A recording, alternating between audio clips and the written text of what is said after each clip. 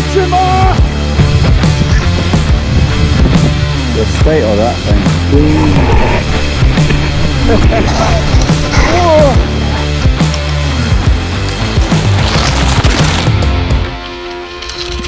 Welcome back to another Northern Rider podcast. Thanks for tuning in. I know that you're all itching at the bits to listen to what I've got to ramble on. So today's topics, I'm going to be talking mainly tech and talking about a few bits and pieces which I haven't covered in videos about the Gopro 8. And also, if you listen to after that part, I'm going to be talking about the new drone legislations, things like that. So it's something that if you are thinking about getting a drone for Christmas to implement or to add into your mountain bike hobby as a way of getting some different footage or whatever like that, then you'll want to have a listen to a few things that's been happening lately in the drone world and the aviation world. So without further ado, let's crack on and talk about my brand new toy, the GoPro Hero 8 Black. I don't know if it is just GoPro 8 Black or Hero or what. If are we all still heroes? I don't know. Maybe it's the Stranglers might be able to tell us that. So first impressions about the camera. When I first saw it released, I thought the GoPro 8 was an addition to the 7, like not like to add to it, but like an improvement on it by the looks of things. There was a lot of people who were just like, no, like it's not, it's just the same, etc., etc. I think GoPro did do a lot of changes on this, but it's very subtle, a little bit under the radar, which I think is good in one way, but I don't think it helps them because you get a lot of very, dare I say, naive people who are like, no, it's exactly the same without looking at the specs and things like this. So first impressions, the camera looks fantastic. Very futuristic looking sort of cameras. Like if you look back at the original ones, they're very small compared to it. Lightweight, thinner as well. I can't believe the weight difference. I had it on my chest today. Never even noticed it, to be honest with you. It's a nice sort of rubber sort of feeling, like bits on like the front and stuff, so you can feel there's a texture to it, so it's not going to slip out of your hand. And you've got like the machine sort of like, I don't know if it's like an aluminium or whatever, but it feels good. It feels strong.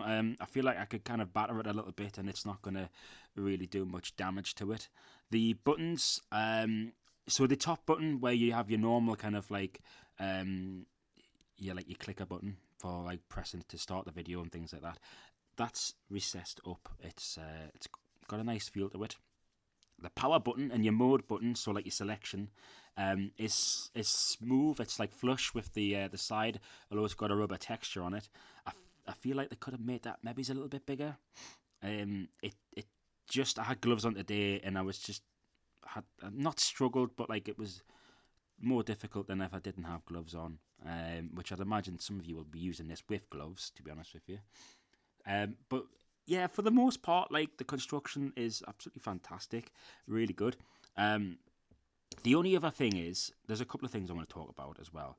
The battery entry sort of system. Now, if I open it, there's a latch, as it was in the GoPro 7, and I believe in the 6. I'm not 100% sure. You didn't know if it was open or not, so they've added like a red sort of marker. I don't know how long that's going to last because it's going to get rubbed by the opening and closing. It feels stiff at the moment. I think that's just because of it being brand new, and there's a little bit of foam on there to kind of like push it against the battery, so it's not like scraping the battery or anything. But when you open it, if you open it to where it should be, without kind of forcing it a little bit, it's fine. But if you open it quite quick, like it's very easy, as I've just done now, to take off the door. So the door has got like a kind of like a C-shaped, sort of like a Pac-Man sort of clip, and then you got like a bar going along the length of the GoPro, and you can just click it back in. I don't know why they've did that. It doesn't bother me. I'll get that out of the way straight away. It doesn't bother me. There is people out there who this will bother, and they'll really not like that.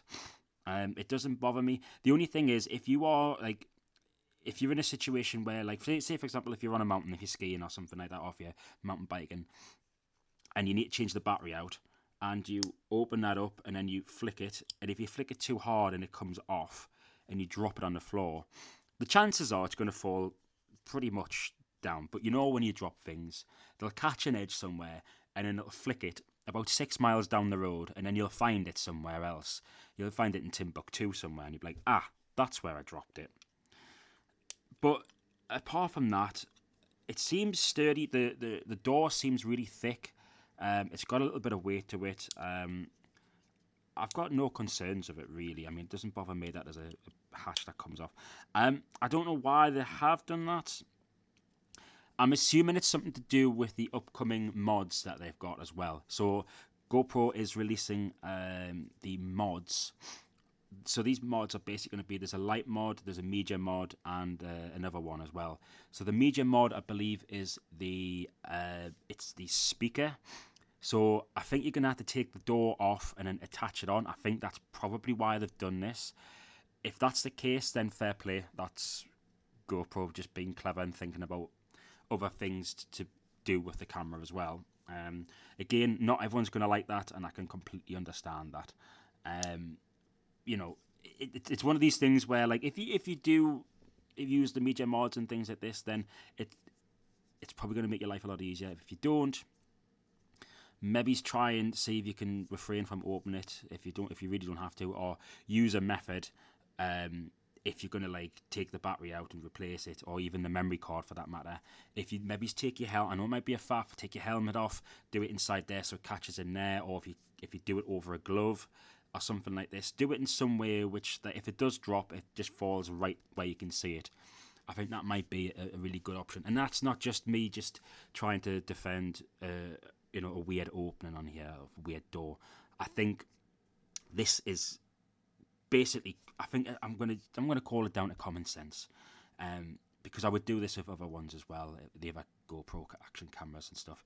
So I think that's personal preference at this point. It is what it is, So the other option, or the other sort of aspect of the camera, is down below. You now no longer have a cage. However, if you do want to buy a cage because you like cage and you think the cage is life, then you can buy a cage or a case or whatever you want to call it. GoPro have now, excuse me, I've had a cold for the past 3 weeks now, and it is killing me. So GoPro decided to make this section of the GoPro really accessible to just go. Literally, as GoPro means go. You don't have to have a case. You literally just flick up the two prong bits there, so you can put your attachments on there, and you can attach it to your helmet, your bike, etc., etc., and you can just go with it. I think it's a really clever idea. They are made of some kind of metal. I don't know what it is, because it's also magnetized. Now, when you close it, it's flush. If you can put it down somewhere, you can do a time lapse. You can do, like a delayed photo or things like this. And you can, for example, if you've got a group and you want to have a group photo or a group video or something like that, you can place it down on something flat. You don't need to use these tripods, etc., etc. So that's really cool. I like that idea. I tried it out today, and it doesn't seem weak at all. It's got a bit of flex in it. Now, this is my take on because people have said it does feel flimsy. I don't think so. Now, in the past, I've had an old GoPro case, and it was it was the 3 version. I got a new one because my old one snapped. Now, the reason why it snapped was because the screw loops sections on the bottom there, it snapped because it was rigid. It was like a hardened plastic, and basically what happened is there was an impact. It hit the bottom part, it snapped, and then there was no sort of give in it whatsoever, so that it wasn't able to reflex, or it wasn't able to kind of like bend with the impact and things like that. So I think with this, it's quite good because it's got a little bit of play in it, so that if it does get an impact, it's not going to snap. There is a bit of play in it for a reason, I believe. I haven't taken that from GoPro. I'm just using a little bit of common sense and a little bit of engineering sort of knowledge to kind of like come up with my own opinion about that. Like, overall, I think they've done a really good job of it on the outside. Inside, spec-wise, I think they've really, really upped the ante. They've really upped the game as well. So, having used it for a little, well, only a small time, I'm going to do like a continuous sort of review on the camera, just so people get a kind of almost like a real-time idea, I guess, of like what the camera's like, because there'll be a lot of people out there who will put this off and put it off from buying it. For the money, yes, it's expensive. It's like £429 on the GoPro website as of now, but you do get well, that's with the black bundle, and it's $379 with just the GoPro. But you do get a SanDisk. It's a Series 3 or something. I don't think it's like a high end memory card. I would recommend that if you do go for a micro SD card, I would recommend getting yourself like a Series 10 or above, because they can handle like data very quickly. It basically updates constantly as it's taking footage from the lens going into the actual camera and stuff like that, and it'll allow the GoPro to continuously do its function without any sort of interruption or kind of like buffering or anything like that. So I would recommend that. I use a Series 10, and if you're going to do like slow-mo, things like that, it's going to take up a lot of data as well. So you need something that's got a high amount of those gigs. And GoPro also do a trade-up, so if you are wanting to get rid of an old GoPro, I don't like doing that. I like to keep the old tech, so people can look back at it over the years and go, what on earth is that brick? So they do a trade-up, so you can save some money for handing your old GoPro, old camera, old DSLR. I think you can hand in. I think there's a few options. So it's worthwhile looking at that. But let's have a look at the specs itself as well. So so you got Hypersmooth 2.0, the stabilization. I touched on this on the video previously. I've used it previously and just had it like lightly on the chest, and it is absolutely fantastic.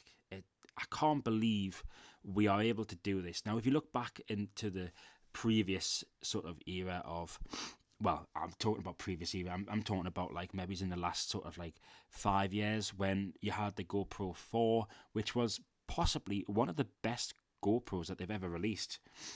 And you had incredible options to be able to add a microphone on there. You could put like a wind cap on it, like a dead cat, what they call, and you could put a gimbal on there as well on your chest and stuff. And I thought that was really cool, and you could have that really beautiful footage. It looked good on the camera. The sensor was really good on it. The quality was fantastic. The audio was brilliant. Everything was really good about that camera. But what happens if you fall off and you've got all of that force, all of your weight going straight into a camera, which then goes into the gimbal, and the gimbal goes into your chest? That's a lot of money. That's a GoPro and a gimbal. This thing, I barely even noticed it was on, to be honest with you. I barely noticed. It was just so lightweight, and I feel now like I don't have to have my chest harness so tight because of the stabilization. It's really, really solid, and I'm really, really impressed with it. And I'm not just blowing smoke up GoPro's arse because I've taken my money. Like, I've actually put my own money into this thing, yeah, and I honestly, so glad I bought it. I needed an update because my old one was a GoPro Hero 3. So the stabilization, the 2.0 Hypersmooth 2.0 is miles better. Also, the other thing as well is the boost mode on there as well. So if it's getting really, really rapid, really, really shaky and stuff, you can add the boost in. What'll happen then, it crops it in a little bit, so you've got that even more stabilized, because that's how digital stabilization works. It works by like cropping in on the image. But GoPro's done a fantastic job of this, and I'm really impressed with it. As I said earlier, the mods are going to become available for you. So we've got the media mod, which is your microphone, so you can get premium shotgun mic performance, 3.5mm mic and HDMI outports, and you can get 2 cold shoe mounts all in one, and that's only coming out, well, they're on pre-order for December 2019. and you get the display mod as well. Flip up the screen.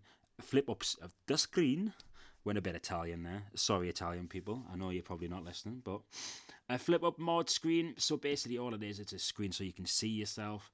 The DJI Osmo action camera did have that in front of there. So I think this is aimed at the bloggers, or the vloggers rather.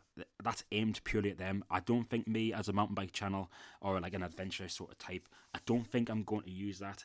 And also, I don't think I've ever struggled to get myself in frame with the GoPro, because not only can I just use my phone quickly just to tap it on there, and I can set it up, look at myself, and then I've got a good reference of where I should be and stuff like that.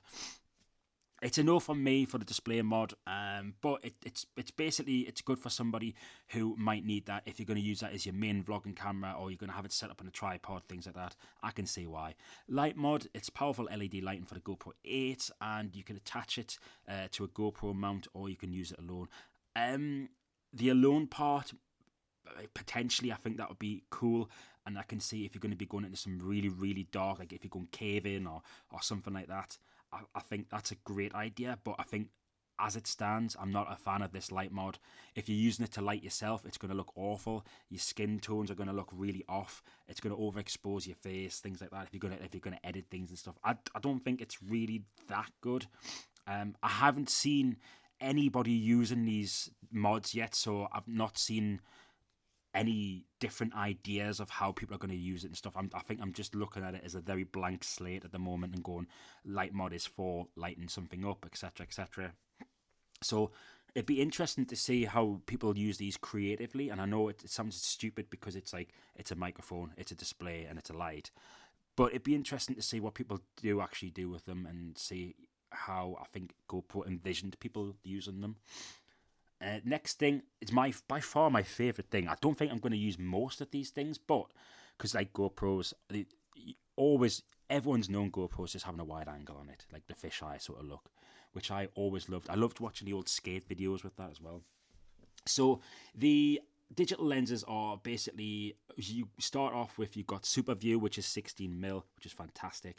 Wide angle, 16 to 34mm, and you've got your linear, which is more of a narrow sort of look. 19 to 39mm, and you've got your narrow, which is 27mm. So these are your different sizes of lenses, the digital lenses. So all you have to do is literally just tap and then tap again. It takes 2 taps. That's all it is. It's all touchscreen based and stuff like that. And I think it's really good to be able to kind of like swap between like all these lenses to get a different sort of field of view or perspective. Or sometimes you don't want to have that wide angle, you want to have like a standard looking thing. I think also it might help with when you're videoing things for like putting on Instagram, etc. So there's things like that to kind of like to look at as well. I think it's something that if you use creatively, I think you can get some really good effects with that. What else have we got? Excuse me. Time warp. Time warp is something I'm really looking forward to using this. I don't know what I'm going to use it for as of yet. Like, I've not got anything written down in a project. But time warp looks fantastic. I'm really looking forward to do it. If I do some kind of like city adventure thing and I'm riding around on a bike, then I think it might look really cool. But you basically get that surreal sort of time warp effect that you love now with automatic speed selection, or just tap it to speed up or slow it down. So it basically has a speed ramp automatically in it. So at one point in time, all you had to do was put it into your editing software, add adjustment layers, then you had to add the effect, then you had to kind of like think, just that. No, I don't want to do that. I want it done in camera. If I can do it in camera and then just literally just drag and drop it in, power to me, power to everyone who does that. That's the revolution. That's the real revolution there. Forget anything else that's going on. Forget your freedom fighters and things like that. Like time warp in camera, or the speed ramp in camera is where it's at, I'm afraid. Yeah, I think that's fantastic. You can see the effect that they use. So if you're kind of like skating along this like nice smooth surface, and you're kind of going along and it's like a time warp effect or like a time lapse, hyperlapse sort of thing, and then you can kind of like slow it down, and it just goes back to normal kind of video mode, and then it kind of, you kind of say something or whatever like that, or you look at something interesting, then go back to the hyperlapse. I think it's fantastic. I think that's a really cool effect. Excuse me. Right, what else? Well, I'm obviously going to talk about the photography side of things, aren't I? I mean, come on. Super photo, improved HDR. Right, don't care. I'm gonna put it out there. Do not care. Couldn't care one iota. If GoPro was to give me 6 barrels of biscuits for me to say super photo and improved HDR photo off, absolutely fantastic. Probably would just I wouldn't take the biscuits. As painful as that sounds to me. The super photo and improved HDR. Now, for me, the reason why I bought this camera was the RAW. However, let's not just naysay the super photo and improved HDR anyway. I think they're good. Not interested though. So super photo and improved HDR. Here's the fluff. So crank up the contrast, kill the blur, and shred. The revamped algorithm delivers badass action shots with detail you never thought possible. Right, 100% I agree with what they're doing here. Standard GoPro photos looked shit. I'm going to say it now. And it was a JPEG. JPEG is basically as much as you're going to get from that photo data-wise. Now, when you go into the whatchamacallit, the super photo, it looks crispy. It looks good. However, if I was to take... That's still going to be a JPEG. If I want to take that and just change it slightly or edit something on Instagram and stuff like that, it's going to compress the file. It's going to look a little bit less crispy, and it's going to look not blurry, but it's not going to... The quality's going to drop. That's the thing with JPEGs. I'll never use JPEGs to use them for editing. I'll export to a JPEG and use the JPEG to upload onto Instagram, etc., etc.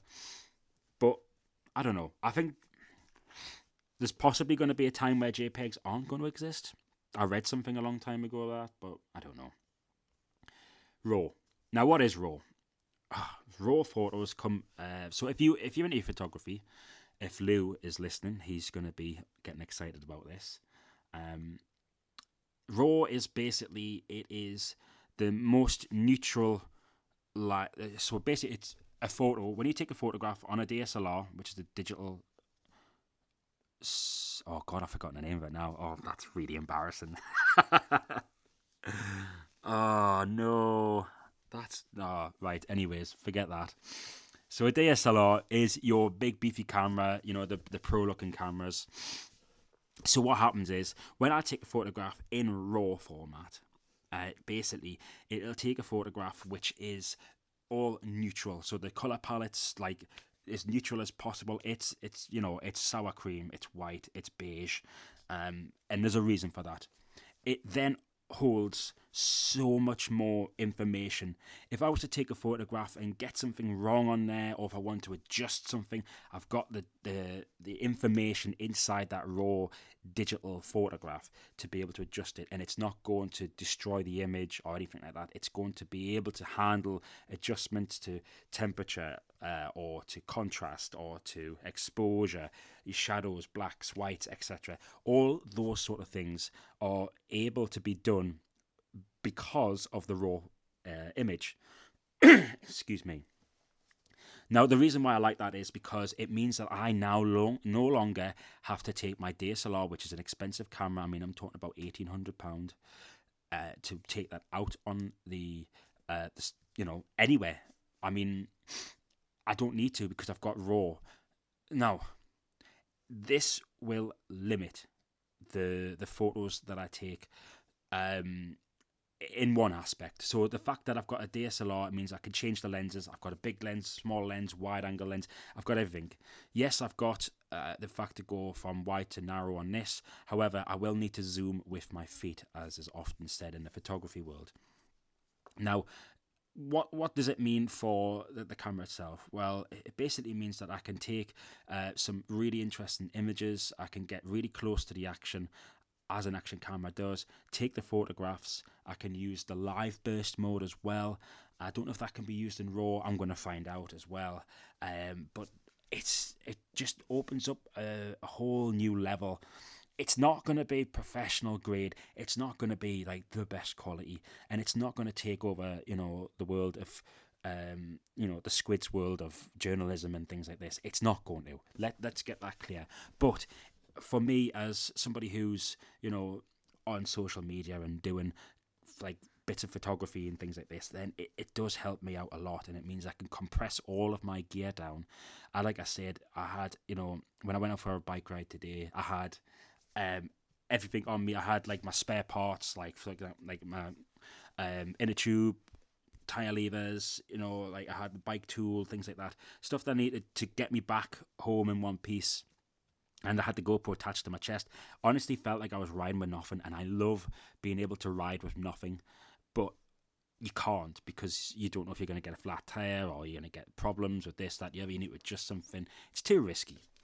So I absolutely love RAW. I think, thank you GoPro for doing that. I know they're not going to be listening to this, but hey-ho. So live burst mode captures 1.5 seconds before and after you hit the shutter, so you can pick the perfect shot from 90 still images or share a 3-second 4K video clip. Choice, eh? Well, GoPro has done something magic with this one here. It enables you to be able to get that beautiful sort of image, and you're going to get the best shot out of it. You're going to get something that is what you want. So if you take a photograph and you're like, oh, I've got to do that again, you might be able to kind of like stop that from happening by this as well. If you're going to get like nice and close to the action, for example, like GoPro on here has got an image of a guy riding a motorbike in like the desert, and you can see various different images, like before he went into the turn and did a skid, and after and stuff, and you can see the one that they've picked, and it's really cool. It's self-explanatory. You've all seen it before. Like burst mode, you can get with the iPhones or any phone. You hold it down and it's like takes loads of photographs. Really cool. I use it often, and I often use it doing it with my DSLR as well to get the best image. Because when I'm doing action shots, I'm shit at that. I need to get better at it. Next thing, right? This is going to be interesting for those time-lapse lovers. Night-lapse video. Now, notice I said not night-lapse or time-lapse, but night-lapse video. Now, basically, you can harness that nighttime magic in 4K, 2.7K, 1440p or 1080p, and watch the scene come alive with epic detail. Fantastic, right? So the night lapse is basically a time lapse, but it gives you an option to be able to kind of do it at night time. So you have an ISO value of maybe, I don't know, 1660 or something like this. I don't know what they've boosted it up to. It's quite high.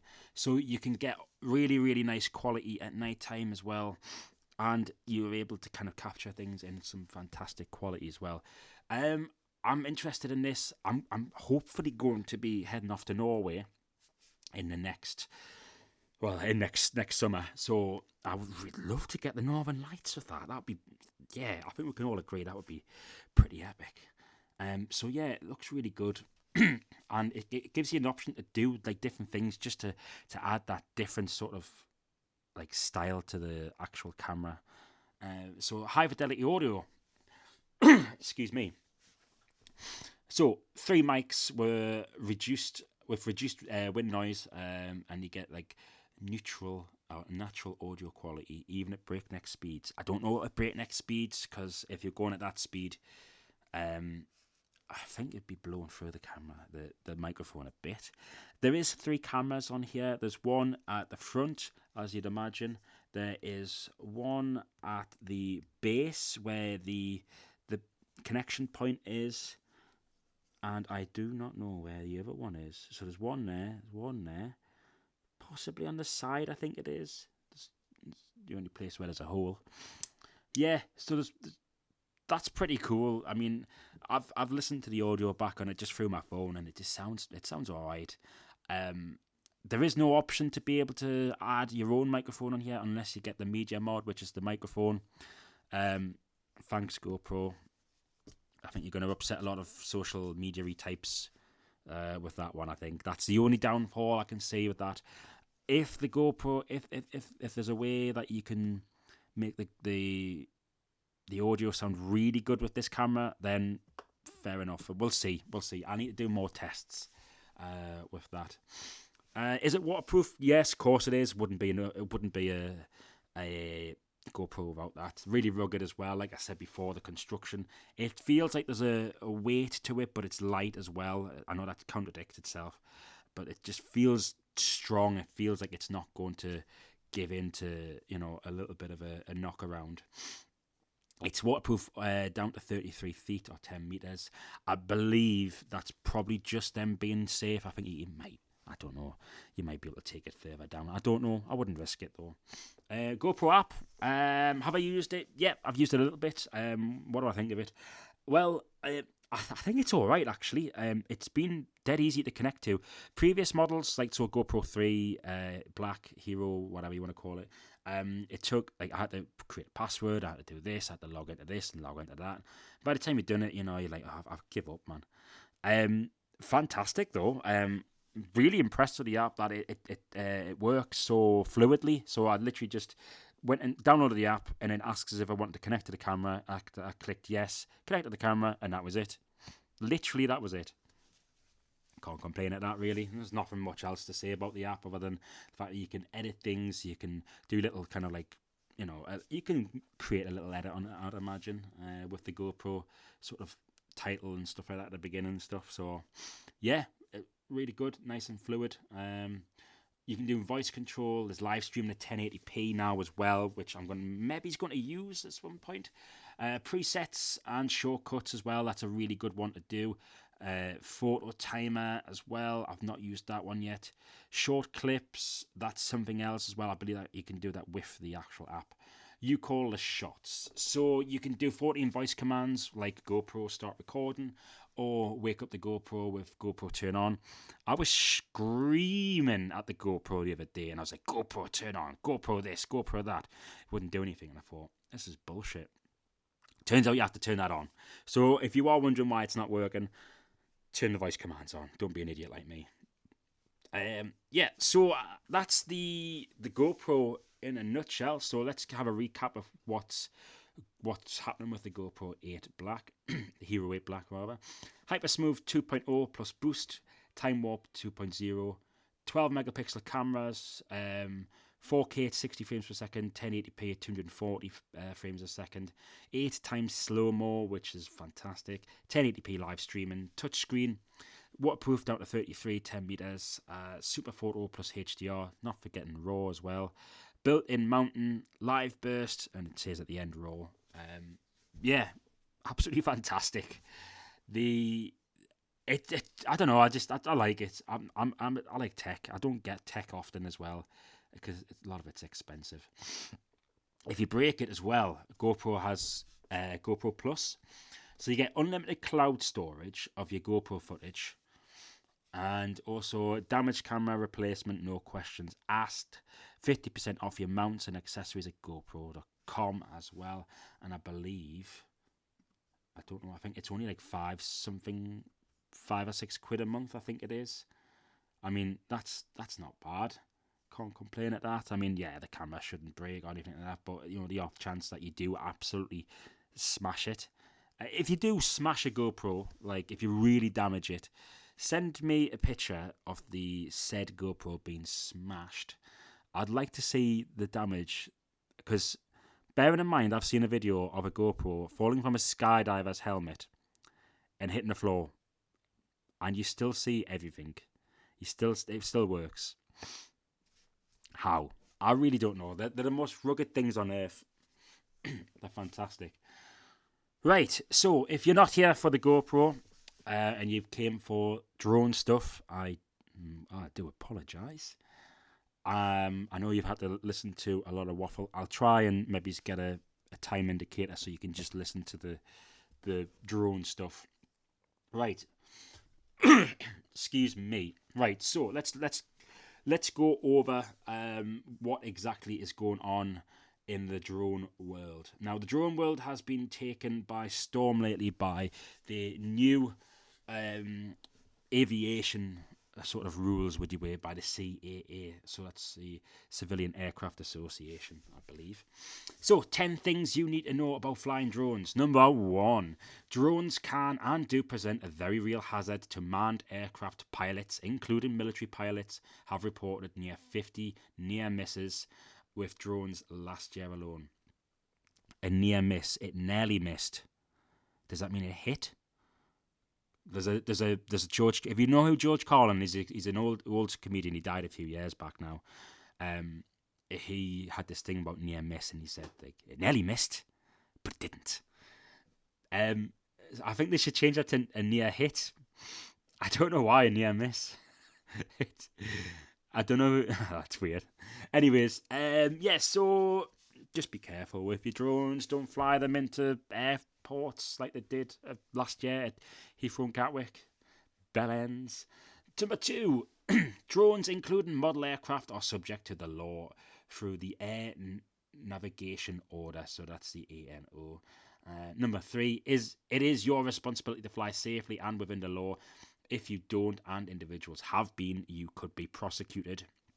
Number 4, never fly a drone near an airport, airfield, or close to aircraft. It is a criminal offence to endanger the safety of aircraft in flight. Also, if anything happens and that aircraft goes down and people die, that is going to be something deep on your mind. Number 4, we've done that one. So number 5, keep your drone in sight and below 400 feet. 6, do not fly over congested areas and never fly within 50 metres of a person, vehicle, or building not under your control. Number 7, if you wish to use a drone for commercial purposes, i.e. get paid, then you need to have permissions from the CAA. Number 8, ensure any images obtained do not break privacy laws. So basically, don't be using your drone to fly over into your next door neighbour who's sunbathing. In number 8, ensure any images obtained do not break... Oh, sorry, I've already said that one. Number 9, so if your unit wishes to buy a commercially available drone for defence activities, photographs, multimedia and surveys at height, it becomes regulated by the MAA and you must follow their rules. Number 10, finally, follow the drone code. Have fun and fly safe. Well, they've taken the fun out of everything now, haven't they? So... let's have a look at exactly what you need to do. So if you are thinking about buying a drone this year for Christmas, if you're thinking about buying one that it'll follow you and you can get some really, really cool footage of you, riding your bike or hitting the slopes, anything like that, then it is worthwhile looking into this. Now, bearing in mind, this is for the United Kingdom. There is separate laws. I have...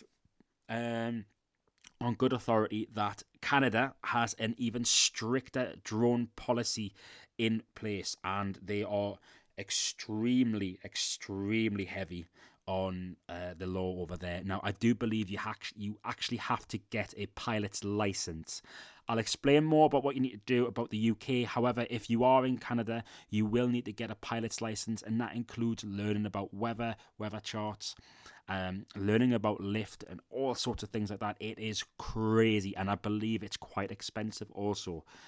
Now, if you do get any of your sort of qualifications in the UK, I do not know if that transcribes over into Canada. That's something that if I do in the future, I will have to look at that. Right. As of 30th of November, which is coming up soon, 2019, it is illegal to fly without registering and passing a theory test. I'm going to say that one more time. As of the 30th of November, it is completely illegal to fly without registering and passing a theory test. Now, what does that mean in a nutshell? You need to go onto the CAA website, you need to register the drone and the user, and you also need to put on all your details, and you need to pass the theory test as well. And I believe there is a cost involved, and I'll get onto that in a few moments. Right, here's the juicy stuff. This will get you moist. Drone and Model Aircraft Registration and Education Service. This is updated on the 5th of November 2019.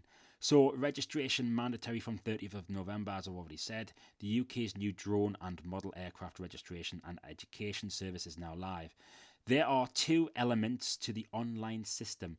Anyone responsible for a drone or unmanned aircraft, including model aircraft weighing between 250 grams and 20 kilograms, needs to register as an operator.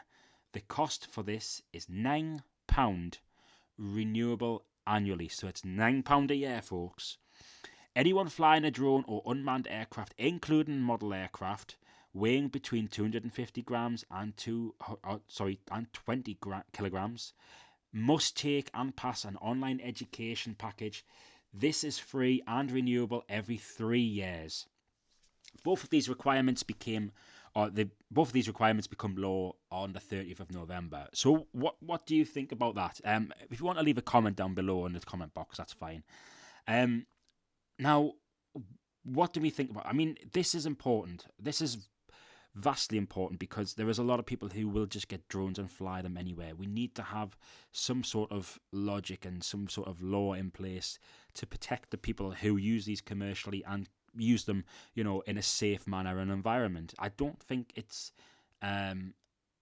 fantastic that you've got all of these people just kind of like flying them anywhere, doing anything.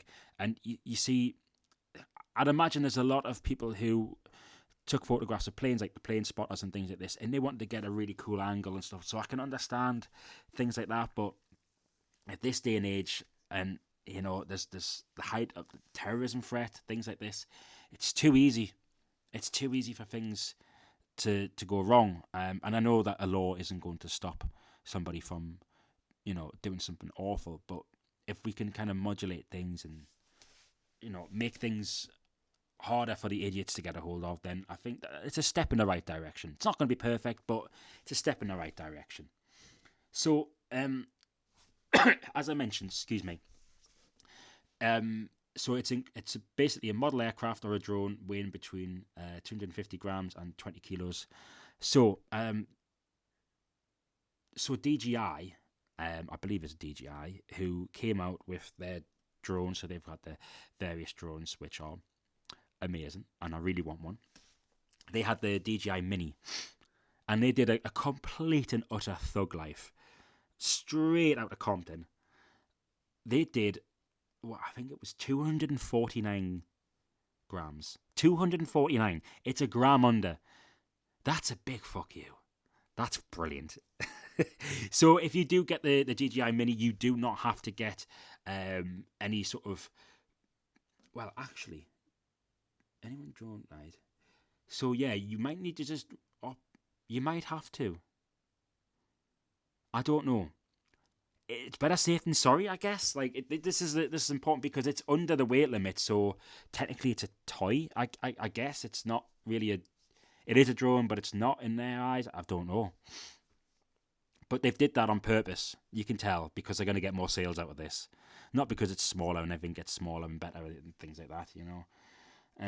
So about these new regulations. So the new regulations apply to drones and model aircrafts from 250 grams to 20 kilograms, as we've said, that are used outdoors. There are 3 main requirements that you must get. So you got your online test and your flyer ID. If you want to fly a drone or model aircraft, right, that's fine. Register an operator ID. So you need to have an operator ID if you're responsible for the drone or model aircraft. So that if you are the flyer and the owner of the drone, you must get the operator ID. You need to label any drones and model aircraft you're responsible for with your operator ID. You'll see on the back of planes, you'll see the back on like small light aircraft, etc., that you'll see like numbers and things like this. Like you'll have a W, then 4, 9, or whatever like this. It'll give you indication of who the owner of the aircraft is and other information just from those numbers and letters alone. You need to have these on the aircraft. I can think of a few things why, because obviously they need to know who it's responsible for, who's responsible for that drone. So if it gets ditched, the battery drops and somebody finds it or something like that, they might use a bit of common sense and go, well, there's a number on here, I should probably find out who it belongs to. Or if there's anything involved with the aviation authorities, and then they see that, and then they'll go, it's registered to such and such, we need to get in contact with them. So I can see that that's probably one of the reasons why as well. So these are things that you need to come figure out what you think about it. Is it going to be worthwhile for you to do that, to get your license and stuff like that? are you going to do it? Like, or are you going to kind of do your own thing and just not bother? I mean, it's £9. It's £9 a year. I think it's worth doing. I think it's better to be safe than sorry and not get into trouble, because I'd imagine that there's probably, if it's a legal requirement, there's probably going to be some hefty fines, which will probably be more than £9 a year, I can imagine. So, in my opinion, do it. Just do it. Suck it up. Do it. This has all been, this has been a long time coming, I'd imagine, with drones and things like this. So just suck it up and do it. I would imagine it's probably the best policy with this. They do mention as well why they're using the term drones and model aircraft. So users of the new registration service range from experts to newcomers of all ages in research. We found that using the description drones and model aircraft reflects the terms naturally used by the service's users. So they're kind of just keeping things, simple. Like if it's a model aircraft or a drone, I think most things kind of fit into that.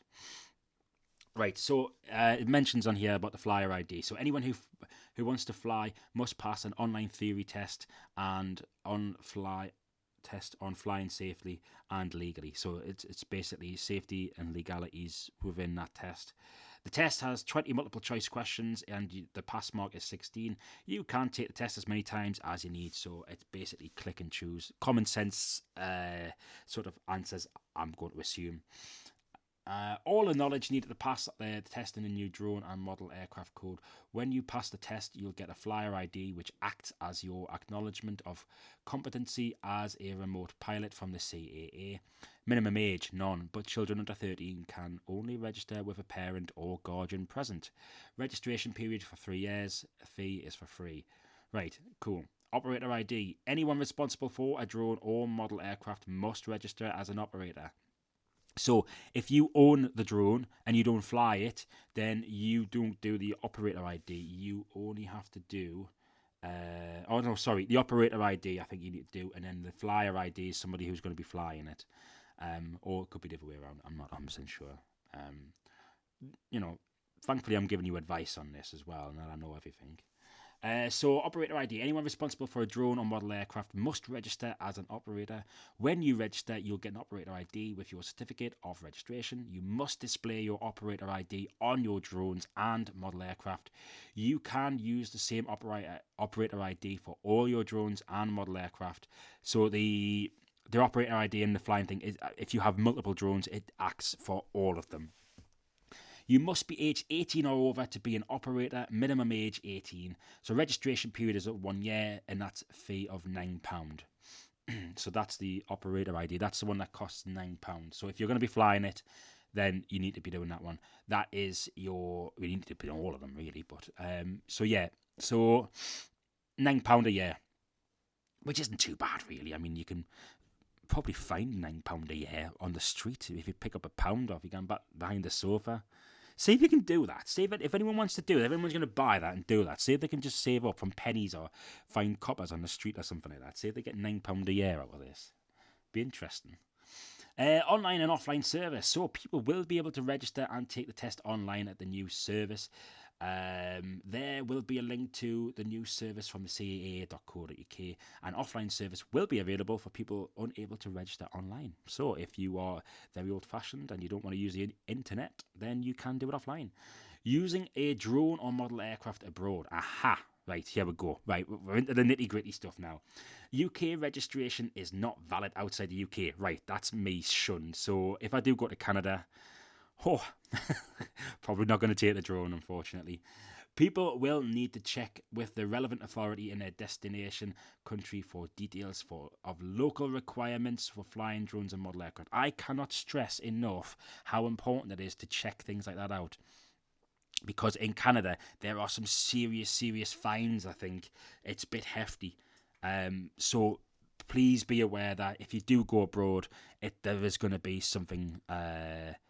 of different laws and stuff, and you can't use your UK one. Bear that in mind and just find out before. A little bit of planning beforehand will kind of save you in the long run. Right, so how are you going to label your drone or model aircraft? Now, if you do have a plane or something like that, that's fairly easy to do. You could probably put on the tail and make it look realistic and stuff like that if you're really interested. But I think you basically what you want to do is just put it on the main body. So your operator ID must be, and this is the following bullet points: visible without needing a special tool to remove or open part of your aircraft. Clear and in block capitals taller than 3mm. Secure and safe from damage. On the main body of the aircraft, easy to read when the aircraft is on the ground. You should use a removable label as your operator ID may change when you renew. You'll need to remove your label if you are no longer responsible for the drone or model aircraft. Always use your operator ID, not your flyer ID. So, it is illegal to fly a drone or model aircraft between 250 grams to 22 kilograms that does not show a valid operator ID. So, always have your operator ID on there with capital letters which are taller than 3mm. You can easily just go onto your computer and you can just print them off and maybe stick them on, or if you get you can buy stickers and stuff. You can get really adhesive ones for weatherproof stickers and stuff, and you can print them off, or you can maybe get some custom made ones. I don't know. I don't know how fancy you want to get with that, but yeah, it's one of these things as well. I know this may sound really stupid, but if you put a sticker on there, does that void the warranty because you put a sticker on your drone? And what happens if you send it back to get repaired or something? I mean, model aircraft's slightly different, I'd imagine, but the drones, I don't know how that works. I know that sounds like a stupid question, but if you know the answer, or if you think you've got a theory behind it, stick it in the comment section down below. So, guys, just to recap on things, we talked about the GoPro 8 and exactly what I thought was cool about it and what I liked and what I wasn't too sure about. Drone laws, right, excuse me. If you are going to buy a drone for Christmas, and why wouldn't you? Bear in mind the rules, the laws, the education, everything like that. Get yourself clued up. Now, not only can you do this, but you'll have a license. You'll have basically, it's from the CAA, so it is a pilot's license. So if you're on a night out and you want to impress somebody, you could turn around and go, I've got a pilot's license. And they'll be like, whoa, that's interesting. It's an interesting guy. And then you can take them out one day and be like, look at my drone. And then they'll be disappointed. So, guys, what do you think of the current laws and legislation from the CAA about drones and stuff like that? Do you think it's valid? Do you think we need them? Do you not think we need them? Do you think they're stupid, waste of time, money, etc.? Do you think people need more education on drones and things like this? Or do you think we should just have a free-for-all? I'd love to know what you guys think and stuff like that. Also, thank you to everyone who has been listening to the podcast as well, and leaving some comments and leaving their thoughts about things and stuff like that. It's really good to see, and well, to know that you kind of listen to these things as well. Obviously, it's not the greatest podcast in the world, but I'm doing it for a bit of fun. It might be something that you guys listen to every now and then. So, once again, guys, thank you so much for coming back to the podcast. Apologies that I didn't have one last week. Didn't have much time, and I've been really, really ill as well. But excuses aside, I'm going to try and get back onto the same schedule. And with the new GoPro 8, I'm going to be trying out some different features with that, using the technology on there that I didn't have on the GoPro Hero 3 to kind of, maybe try something interesting, do some new things as well, kind of boost the production value just for you guys. Anyways, so thanks for dropping in, guys. I've been the Northern Rider, and you've been listening to, we'll try something else. You've been listening to the Northern Rider. Thanks for listening in, and I'll talk to you the next time.